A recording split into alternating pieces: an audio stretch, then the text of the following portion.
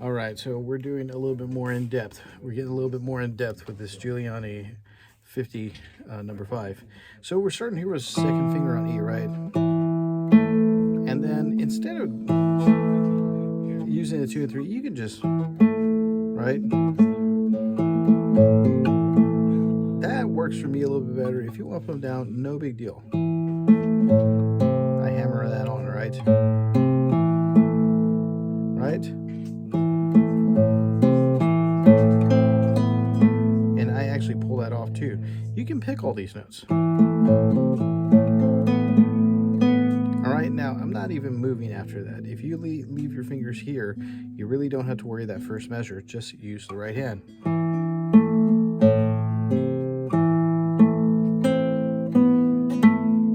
Right? Coming back to opening E, now I want you to move your finger, second finger here on the E, first finger on the G sharp. Leave it there, because you're going to play 2 open E's. Drop D. Sorry, making tons of videos today. Open E's. All right, easy peasy. So drop your fingers, move your fingers from the A to the E. Now after that open E, you're coming over here with the F and down to the D.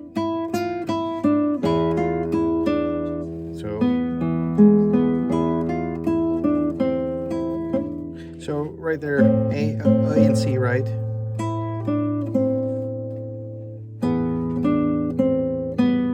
All right, so no big deal.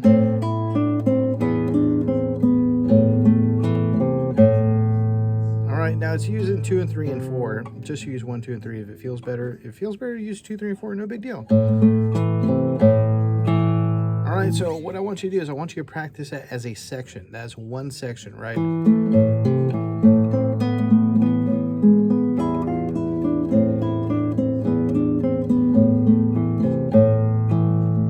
Okay, so one section, I want you to work on that one section as a whole until it becomes very, very smooth, all right? Now, next section, you start in the same way. Excuse me, oh my God. It starts in the same way, right? Except now, instead of going to the E chord, right, the E and the G, you're going to a G, all right? So drop your middle finger here to G. Make sure we're in tune.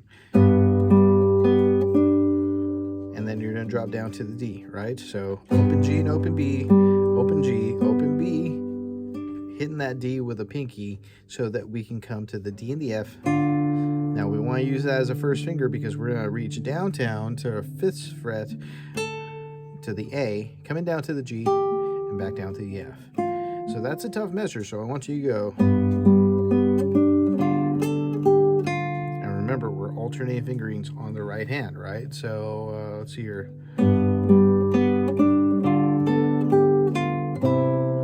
Ending here on, or starting here on the C. C, open E.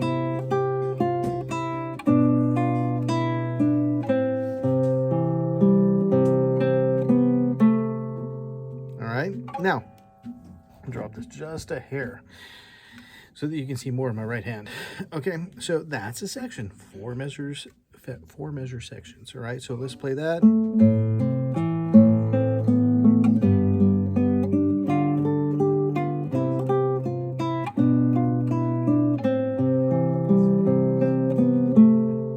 All right, now notice how I just played a C chord, right? C, C, E, open G, back down to C, C up here, open B, and then A. So the first section of that measure, I just played a C. All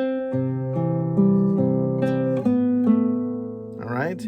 Now, I want you to practice that 8 measures as a whole, right?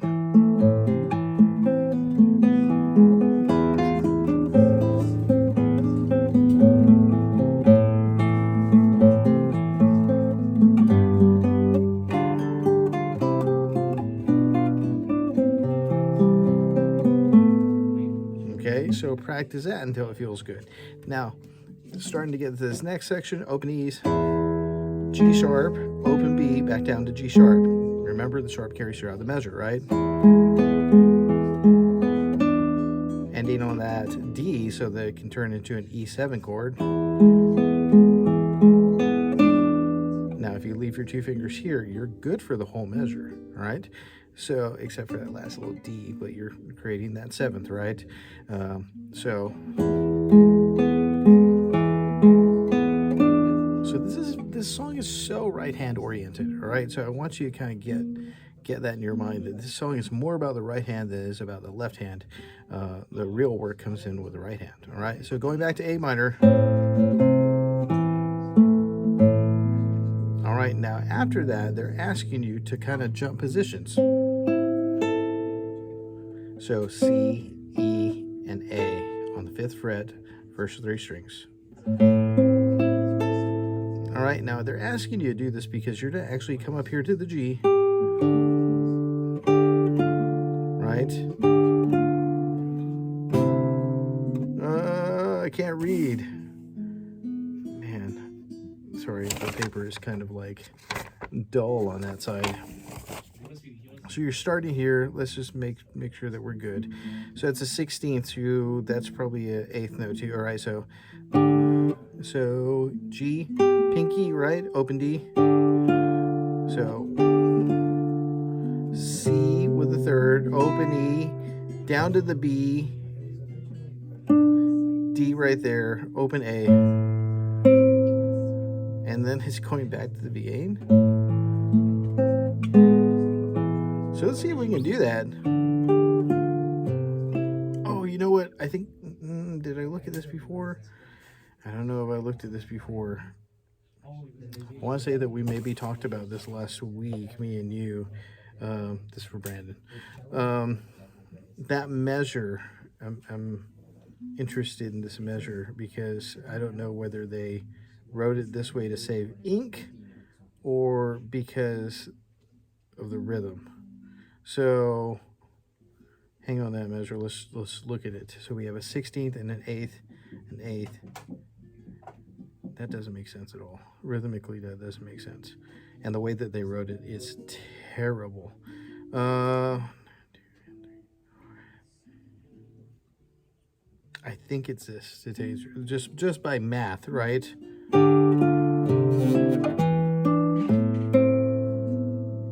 I think that's the rhythm because they wrote it terribly, but I think this is it. So you got the D and the G, right? Drop down to your 3rd for your C, open E, B to the D, 7th fret, 3rd string, open A, C, and then that gives you a second to go. So on the second and then next measure. So let's see if we can play that.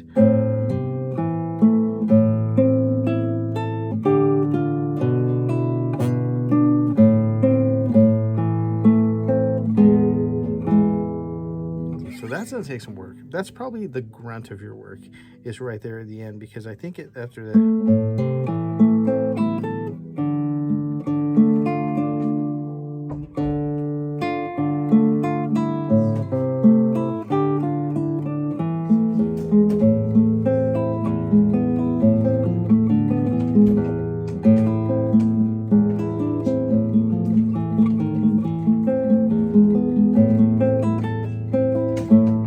Okay, so that's the grunt of your work. Everything else is pretty easy, all right? I was about to say trash. So watch. All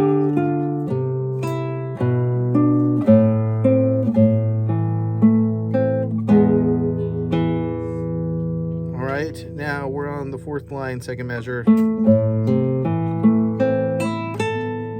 Practice that riff. So that's nice and smooth, right? And you're not going to play that fast, but it's just cool to practice. All right, so I got like a D7 right here. A little kind of like C6 maybe, right? C with the open A and the E. And then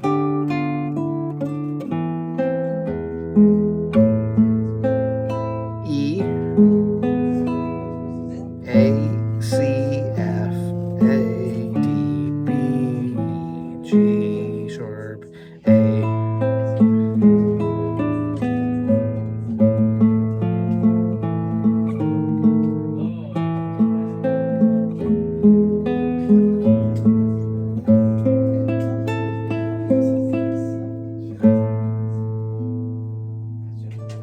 slow it down. This is a crazy long video, sorry.